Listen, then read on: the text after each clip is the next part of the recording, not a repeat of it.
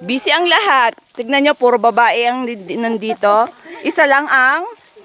Wala bang vlogger dito? Isa lang ang balake. Oh. Hindi na kasi ako nag-vlog, tinamad na ako. Yan ate, di ba kayo po yung may-ari ng farm ng rambutan na to? Ano pong masasabi nyo, ma'am?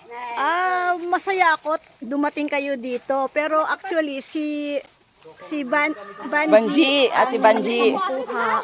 Pero okay na lang daw dahil dumayo kayo, kaya salamat pa rin. Yes, all the way from La Union, mami. Oh, really? Yes. La Union talaga? Opo. Yan, so, taga La Union po kami. Bili kayo next time ulit. Yes po.